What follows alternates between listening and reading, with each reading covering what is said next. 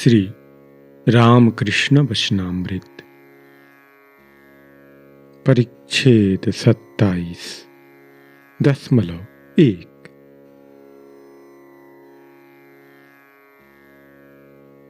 तव कथामृतम्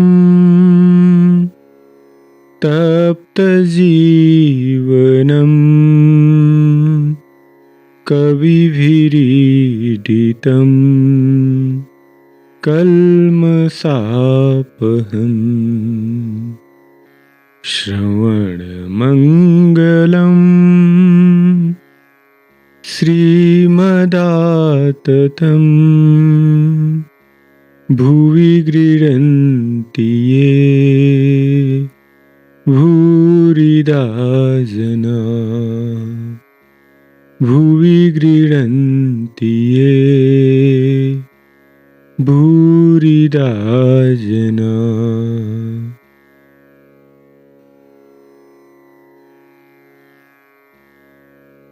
ब्रह्म भक्तों के प्रति उपदेश समाधि में।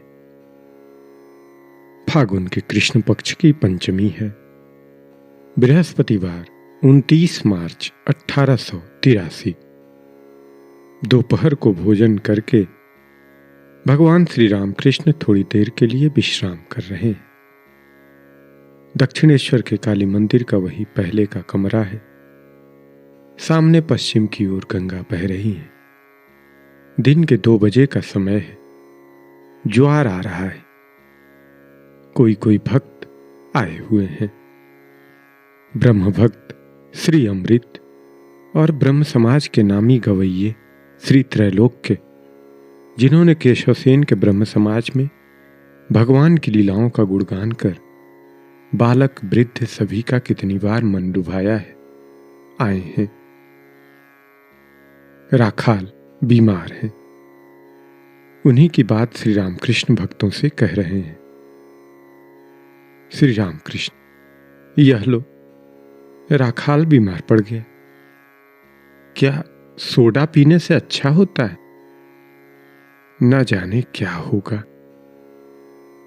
राखाल, तू जगन्नाथ का प्रसाद खा।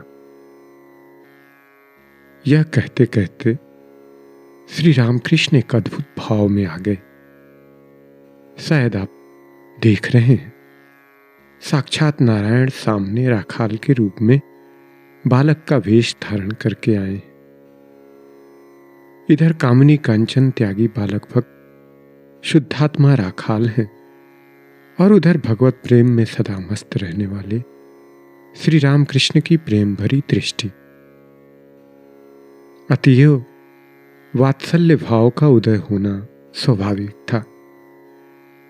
राखाल को वात्सल्य भाव से देखते हुए आप बड़े ही प्रेम से गोविंद गोविंद उच्चारण करने लगे। श्री कृष्ण को देखकर यशोदा के मन में जिस भाव का उदय होता था, यह शायद वही भाव है। भक्तगण यह अद्भुत दृश्य देख रहे हैं। एकाएक वह भाव स्थिर हो गया। गोविंद नाम जपते हुए भक्तावतार श्री रामकृष्ण समाधिमग्न हो गए। शरीर चित्रवत स्थिर हो गया। इंद्रियां मानो अपने काम से जवाब देकर चली गईं। नासिका के अग्रभाग पर दृष्टि स्थिर हो रही। सांस चल रही है या नहीं, इसमें संदेह है। इस लोक में केवल शरीर पड़ा हुआ है। आत्माराम चिदाकाश में विहार कर रहे हैं।